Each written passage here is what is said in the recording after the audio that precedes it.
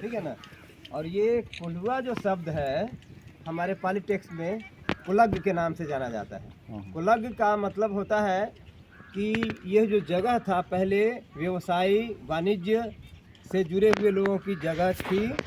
और पहले जब हम तेल निकालते थे तो जो पारंपरिक जो सिस्टम था उसमें बैल के द्वारा हम तेल निकालते थे, कोल्हुआ। तो इस जगह पे बसने वाले ज़्यादातर लोग तेल निकालने का काम करते थे, मतलब वैश्य समाज के लोग थे। हम वैशाली का जब उसका वर्ड का संधि विच्छेद करते हैं तो उसमें दो शब्द आता है, वैश्य और अली, जिसको हम लोग मर्चेंट्स एस्टेट बोलते हैं।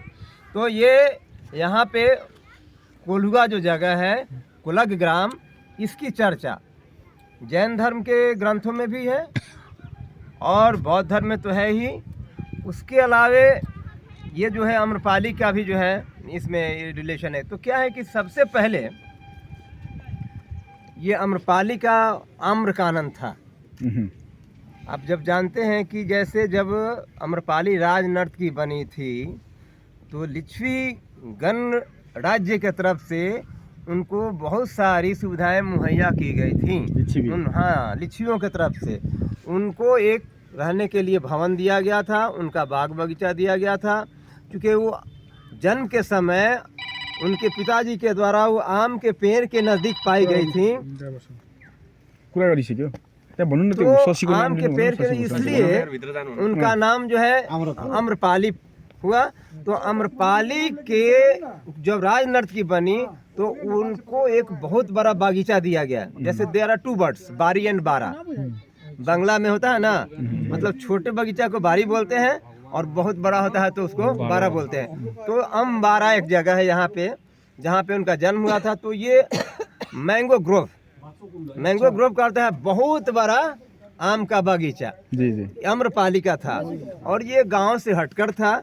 तो पहले के ज़माने में क्या होता था कि जो हमारे गांव के लोग या कहीं के लोग आते थे धूप में बरसात में तो वो छाया के लिए वैसे जगह पे रुक जाते थे। बताते हैं कि जब 24वें तीर्थंकर 23 वर्ष के हुए, क्योंकि उनका पहले से था कि हम घर का त्याग करेंगे और अनुमति से वो गए। उनकी भी शादी हुई थी, उनकी भी एक बच्ची थी और वो जो है सो 30 वर्ष तक वैशाली में ही थे। तो जब उनको मन में आया कि हम अब यहाँ से जाएंगे, शरीर को ये घर का मतलब ये छोड़ेंगे, क्योंकि इसके यहाँ त्रिरत्न कहते हैं। जैन धर्म में त्रिरत्न होता है। त्रिरत्न क्या होता है? उसको बोलते हैं सम्यक दर्शन, सम्यक ज्ञान, सम्यक चरित्र। सम्यक दर्शन, दर्शन का मतलब होता है कि आपकी पहचान आपके इस शरीर के आकार पे नहीं, लंबाई चौड़ाई के आकार पे नहीं, आपके इंटरनल मेरिट के आकार के आधार पे जो आपकी पहचान बनती है वो होता है दर्शन। हम किसी को उसके आंतरिक स्वभाव, गुण, विचार के आधार पर जो हम पहचान बनाते हैं उसको बोलते हैं दर्शन।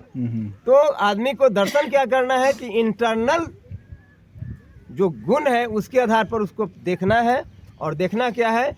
दर्शन में ही है कि हम में आप है, आप में हम है, मतलब सब में आपको देखना है और अपने आप को सब में देखना है। इसको बोलते हैं जियो और जीने दो। क्योंकि जब हम महसूस करेंगे कि सारे लोग हमारे अंदर हैं और मैं सब लोगों के अंदर हूँ, तो ये भावना है ये कि अगर हम उसको मारते हैं तो मरते हैं हम, अगर हमको कोई मारता है तो वो भी मरता है। तो जियो और जीने दोनों की जो सिद्धांत है इनका, लिव एंड लेट लाइफ जो है, तो ये भगवान महावीर ने जो ये किया था, तो उस सिद्धांत के प्रतिपादन के लिए उन्होंने तप करने का ये किया। तप दो तरह का होता है उन लोगों के, उपसर्ग और परिसर्ग। जैन धर्म में उपसर्ग का मतलब होता है कि दूसरे के द्वारा दिया गया, एक स्वयं सहते हैं। दूसरे के द्वारा दिया गया क्या है कि आप चल रहे हैं, आपको कोई लाठी चला देता है, कोई डंडा मार देता है, कोई मच्छर काट लिया, ये काट लिया। तो इसके बारे में बताइए। इसके बारे में बता, देखिए इसको शॉर्टकट में है ना, शॉर्टकट में जाना चाहते हैं तो शॉर्टकट में बता दे रहे हैं। तो ये उनका जो है से छोड़िए। जब अभिनिष्करण में, अभिनिष्क्रमण का मतलब होता है जब घर से निकले तो पहली रात्रि को रुके थे कर्मार ग्राम में, कर्मकार जिसको कुंभकार बोलते हैं, जो कुंभकार। सेकेंड नाइट में रुके थे ये कोल्हुआ में। कोल्हुआ, हाँ, थर्ड नाइट में रुके थे वाणिज्य ग्राम, इसके बगल में वाणिज्य ग्राम है, और फोर्थ नाइट में रुके थे चक्रमदास। अब इसकी विशेषता क्या है कि भगवान बुद्ध यहाँ पहली मर्तबा आए थे अम्रपाली के इस आम्रकानन में, इस जगह में। हाँ, एक सदा नीरा नदी है यहाँ पे, गंडक नदी जिसको बोलते हैं।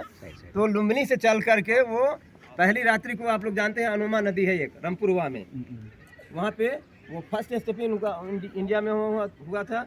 उसके बाद वो नदी के किनारे किनारे यहाँ पे आते हैं, और वैशाली के लिच्छवियों का काफ़ी उस समय समृद्धि था, काफ़ी लोग जानते थे कि बड़े अच्छे लोग हैं ये लोग।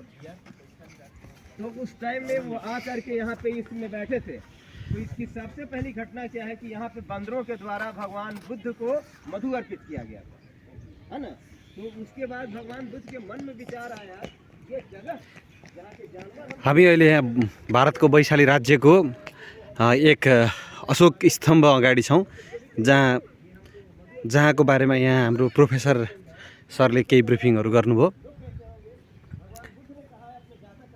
यहाँ भगवान बुद्धको जुन खालको तपोभूमि थियो, त्यो तपोभूमिमा कसले कस्तो खालको तरिकाले यहाँ आएर चाहिँ भगवान बुद्धले चाहिँ आफ्नो कुरालाई प्रसार गर्नुभयो। त्यसपछि यहाँ अशोकाले आएर एउटा स्तम्भ चाहिँ बनाउनु भयो, र यो प्राचीन महत्त्वको एक धार्मिक स्थल हो। यो वैशाली राज्य कसरी स्थापना भयो त्यो विषयमा यहाँ हाम्रो प्रोफेसर सरले केही ब्रिफिङहरू पनि गर्दै हुनुहुन्छ, हामी त्यही सुनिरहेछौँ। क्योंकि पहले भगवान बुद्ध इस पक्ष में नहीं थे कि महिलाओं को भिक्षुनी बनने दिया जाए या संघ में अनुमति उनको मिले, लेकिन बार बार रिक्वेस्ट करने के बाद उनको अनुमति मिली। तो वो ये जगह है जहाँ पहली मर्तबा किसी महिला को भिक्षुनी बनने का अवसर प्राप्त हुआ। तो महिला सशक्तिकरण की पहली लड़ाई यहाँ लड़ी गई थी। आज क्या है कि हम महिलाओं को बोलते हैं कि आप जो भारतवर्ष की मुख्य धारा है उसमें आप आइए, हम रिक्वेस्ट करते हैं। लेकिन तब की महिला कहती नहीं, लेट मी कम, मुझे आने दो, वो लड़ करके आई, है ना। तो ये जो पहला जो है महिलाओं का सशक्तिकरण का काम यहाँ पे। सेकंड थर्ड क्या है कि भगवान बुद्ध को पहले गुरु यहीं पे मिले थे, और अलार कलाम, जो जिनका पुराना नाम जो है तो उसमें अरार का राम है, लेकिन हम पाली में उसको लॉ में कन्वर्ट हो जाता है, तो अलार कलाम। तो पहले गुरु उनको वहाँ मिले। इनके नेक्स्ट गुरु जो है ना वो मिले उद्दालकराम पुत्र, है ना। तीसरी बात क्या है यहाँ पे कि अम्रपाली के द्वारा उनको इसी जगह पे निमंत्रित किया गया था, और निमंत्रण उन्होंने स्वीकार किया था। चौथी बात क्या है कि यहीं पर उन्होंने अंतिम जो उनका वर्षावास था, उनका 2 वर्षावास, 5वां जो उनके वर्षावास और 46वां जो उनके जीवन का अंतिम वर्षावास था, वो यहीं पे उन्होंने घोषणा की थी कि हम, वो माघ पूर्णिमा का महीना था, माघ महीने में पूर्णिमा का दिन था, जो घोषणा की कि अब मैं शारीरिक रूप से धर्म की सेवा करने के लिए सक्षम नहीं हूँ, मुझे अब शरीर का त्याग करना है। तो वो जा करके बैसाख पूर्णिमा को अपना शरीर का त्याग करते हैं कुशीनगर में। तो एक बात कहते हैं कि उनका जन्म, उनका ज्ञान प्राप्ति और शरीर का त्यागना, महापरिनिर्वाण। निर्वाण और महापरिनिर्वाण में अंतर होता है। निर्वाणा का मतलब है गुण से युक्त हो जाना, नॉलेज से जुड़ जाना, और जब आप नॉलेज से जुड़ते हुए जब शरीर का त्याग करते हैं तो उसको बोलते हैं महापरिनिर्वाण, है ना। तो वहाँ पे हुआ था। तो ये जो जगह है बौद्ध धर्म के अनुयायियों के लिए यह बहुत महत्वपूर्ण है। आपको बताएं कि 7th सेंचुरी में अलेक्जेंडर वेनसांग जब आए थे तो उन्होंने अपने यात्रा वृत्तांत में देखा था और वर्णन किया था कि उस समय 13 स्तूप थे यहाँ पे, जिसमें 13 स्तूप थे वैशाली में, जिसमें 5 स्तूप जो थे वो रैलिक स्तूप थे। रैलिक स्तूप समझते हैं कि कोई बौद्ध भिक्षु या जो मेन मुख्य मॉन्ग होते थे, वो उनके गुजर जाने के बाद उनके अवशेष को जलाया जाता था और उनकी अस्थियों के ऊपर समाधि बनती थी, तो वो भी थे। और कमेमोरेटिव का मतलब होता है कि कोई व्यक्ति कहीं पे रहता है, वो गुजर गया, तो उसके द्वारा यूज़ किया जाने वाला सामान, प्रयोग में लाया जाने वाला सामान खुदाई के दौरान जो मिलता है तो उसको हम कमेमोरेटिव बोलते हैं, तो उसके ऊपर भी स्तूपा बनता है। तो ये 5 यहाँ पे स्तूपा रेलिक्स वाले थे, जिसमें एक ये स्तूपा है, एक स्तूपा में हम देखने जाएंगे, 2 स्तूपा उधर में है, भाट सर उसको बोलते हैं, और एक स्तूपा है जिसके ऊपर 13th सेंचुरी में मुस्लिम के एक थे यहाँ पे मीर कासिम सुतारी, है ना, मिरन